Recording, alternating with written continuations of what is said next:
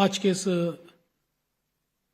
बहुत ही सुंदर कार्यक्रम में मंच पर उपस्थित जिनके आशीर्वचन अभी अभी हम सभी ने सुने हैं, ऐसे श्री श्री अभिनव शंकर भारती महास्वामी जी, परम पूजनीय शंकराचार्य जी,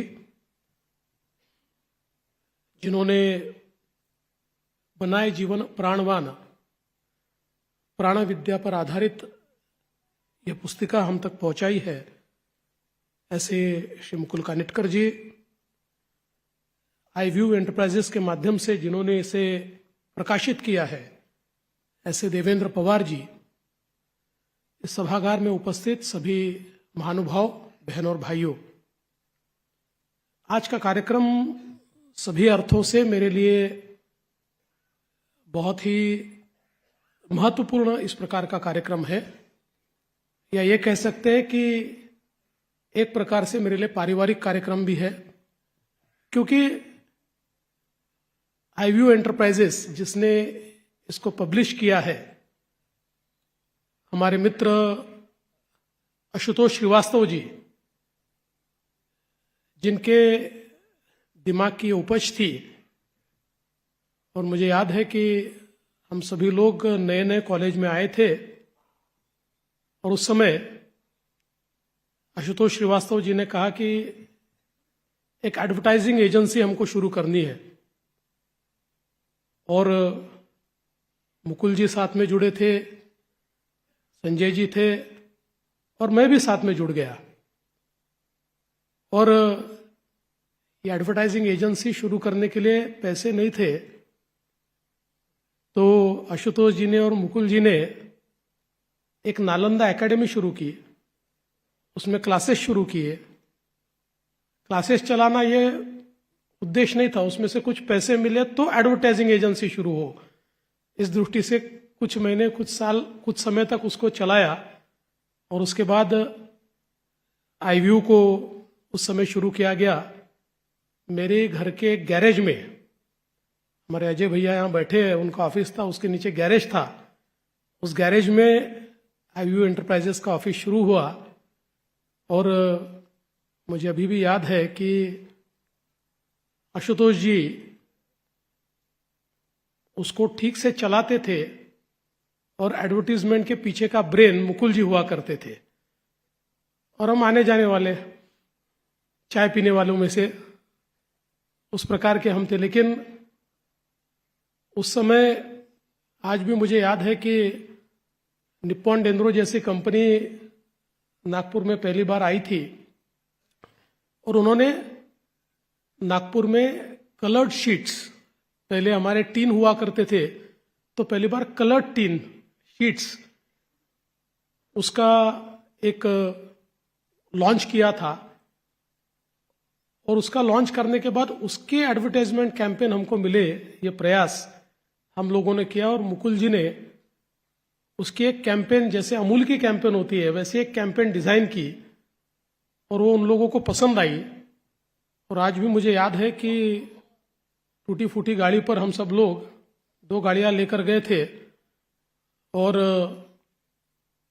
1 लीटर पेट्रोल भरने के पैसे नहीं थे, इसलिए आधा ही लीटर भरा था। लेकिन वहां जाकर 2.5 लाख रुपए का चेक उस समय मिला था, जब पेट्रोल के भाव 12 रुपए थे। तो ये मुझे ऐसा लगता है कि ऐसे हमारे मित्र आशुतोष श्रीवास्तव, जो हमारे बीच नहीं रहे, उन्होंने ये जो पौधा लगाया था वो पुनर्जीवित भी हुआ, और उसके माध्यम से ये पुस्तिका यहाँ प्रकाशित हो रही है। इसका मुझे बहुत आनंद है। दूसरा, मुझे इस बात का भी बहुत हर्ष है कि मुकुल जी, मुकुल कानिटकर जी मेरे मित्र भी रहे, मेरे मार्गदर्शक भी रहे हैं, क्योंकि आजकल तो मैं भाषण करता हूं तो कई लोग बोलते हैं आप अच्छा भाषण करते हैं, लेकिन मैं जब नया नया कॉलेज में गया तो एक दिन मुकुल जी मेरे पास आए और कहने लगे कि आपने डिबेट में पार्टिसिपेट करना चाहिए। तो मैंने मुकुल जी को कहा कि भाषण तो थोड़ा बहुत करता हूं, पर इतने मैंने कभी डिबेट में पार्टिसिपेट करने का विचार तो नहीं किया है। कहा नहीं बहुत अच्छी है, ब्रह्मपुरी में हम जाएंगे, आप मेरे साथ चलिए।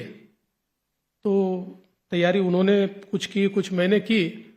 पहला भाषण था तो पूरा रट लिया, 2 दिन बैठकर पूरा अच्छे से याद किया, और मुकुल जी ने 1-2 उसमें डायलॉग भी डाल दिए, तो वो भी अच्छे से रट लिए और चले गए ब्रह्मपुरी। हम 2 ही टीमें थी, एक हमारी टीम थी और एक शायद आनंद वन की बरोरा की टीम थी, 2 ही टीम थी, तीसरी टीम ही नहीं पहुंची थी। और हमने भाषण किया, पहला भाषण मेरा हुआ, पहले उस टीम का एक हुआ, फिर मेरा पहला भाषण हुआ।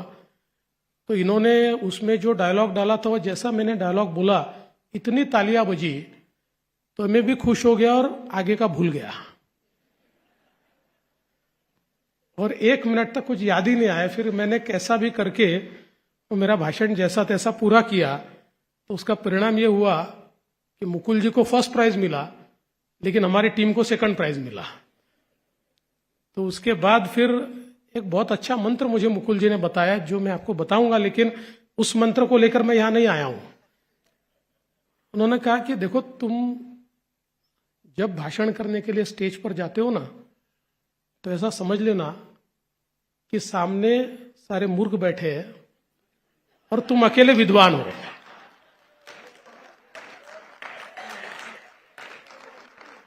ये अगर दिमाग में लेकर जाओगे तो डरोगे नहीं और भाषण ठीक से कर पाओगे। तो उसकी अगली डिबेट में वही सीख कर मैं गया और उसमें फर्स्ट प्राइज मुझे मिला। तो ये मेरे मार्गदर्शक मुकुल जी है।